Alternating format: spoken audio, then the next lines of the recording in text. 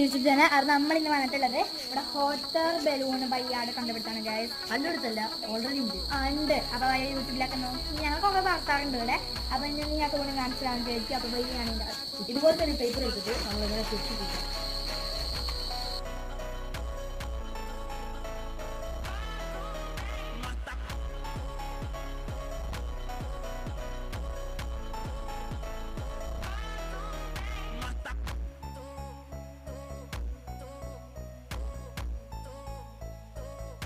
അപ്പോൾ ഗൈസ് നമ്മൾ എടുത്തിട്ട് നേരത്തേക്ക് വെച്ചിട്ടാണ് കത്തിച്ച് കൊടുക്കുക.